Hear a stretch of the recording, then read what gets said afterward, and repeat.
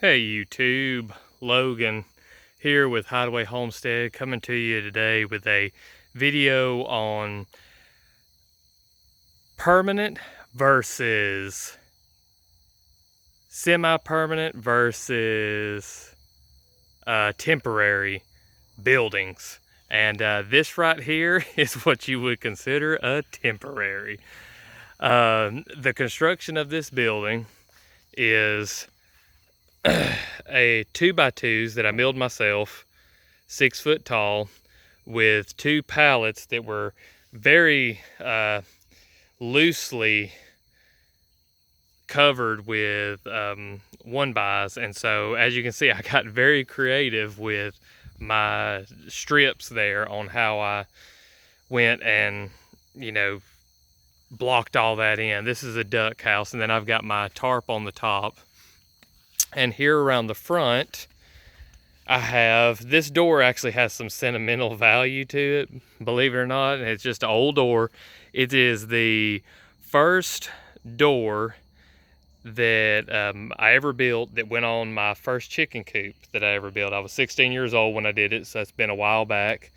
And I put it on here just because I needed a door and it was there, and I threw it on here. As you can see, nothing on this is square, nothing on this is level. I am a finished carpenter, so this here does a little bit of triggering, but at the same time, this is a temporary structure, so I'm not wanting to spend a whole lot of time on investing in the infrastructure, because before long we're going to be on our 9-acre property, and I'm going to build a really nice big barn. I got my Muscovies in here, and I got their water over here. This is a 12 by 12 shelter. You can see on the inside I've got a vaulted ceiling there, the tarp. And this is just a good temporary. See, you can see right here. Let me step back. You can see how that's kind of level.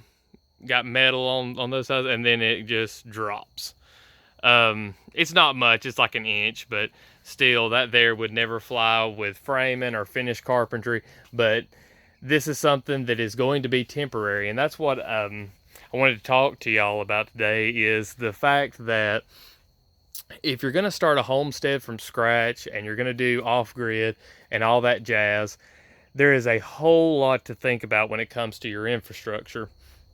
Like us right now, we're living on my parents' property, and we are tied to the grid right now, living in a camper, and we are building on our 9 acres, and it is really tough to do any of the homesteady stuff and still go and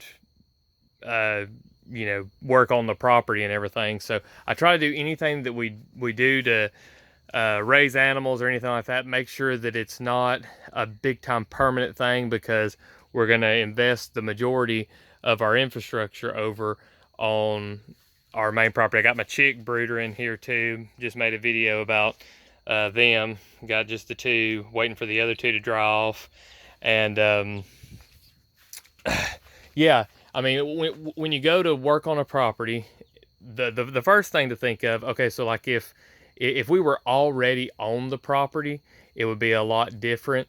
There's a lot of things to take into consideration when you're going to move on to a property. Like, can you build something that is small? Like, you could build something this size. You wouldn't necessarily want it to build it out of pallets and tin like this, unless maybe you're a single man. But you could build a little, basically tiny house, something like this, and then later have it as a guest house, have it as your shed to keep your solar power and batteries in. Turn it into a barn afterwards, just a regular tool shed. There's things to think about. So if you can build something that's a permanent structure when you get onto the property that you can live in, and then move up from there, that's great. For us, we decided to just skip that for now, because we've been pretty comfortable in the camper. And when we move again, we want to move into a house that has actual bedrooms, bathrooms, and I may just throw a match to that camper. But all joking aside, we'll probably sell it. But I just wanted to make a quick little video about this, about how,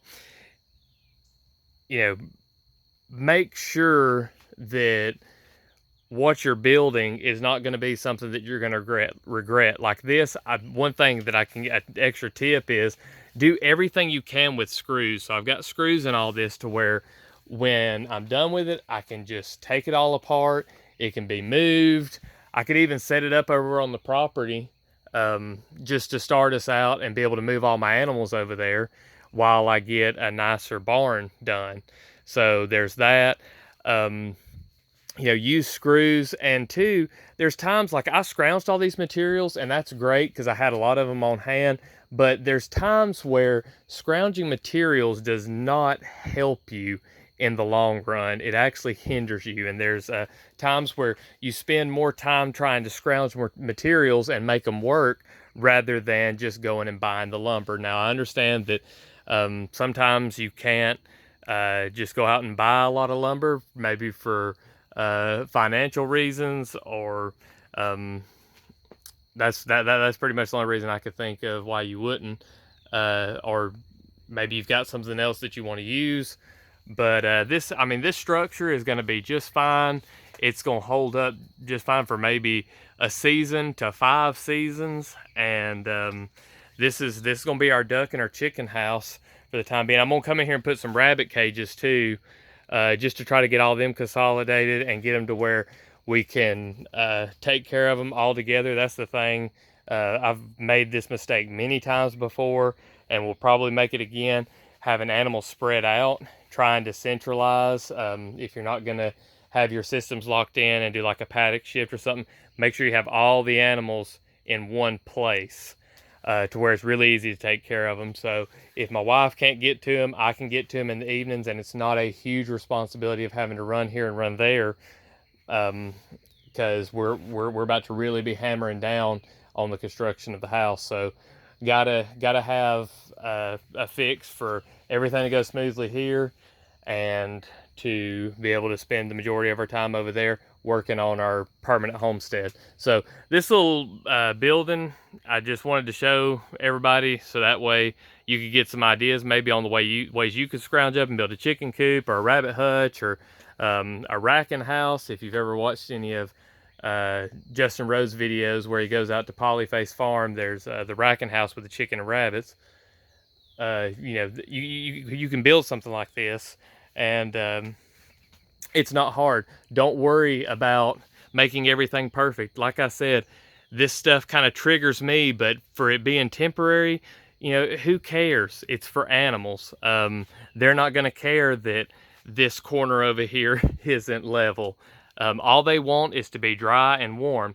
One more thing I'll mention just about animal shelters is you want to try to have 3 walls enclosed. Now on this one I only have like 2/3 of a wall there and 2/3 of a wall here enclosed, with 10, but I did the west and the north wall. If you can do the west, the north, and the south wall, that's ideal, and have the east wall open if you're going to have a 3-sided shelter. So just add that in there. If anybody has any questions about this, leave it down in the comments section. If you like this video, leave a like, subscribe to the channel, ring the notification bell, and you'll know when I drop videos. I drop one every day. Talk about all kinds of stuff about homesteading and permaculture. And I'll see you in the next one. Thanks for watching.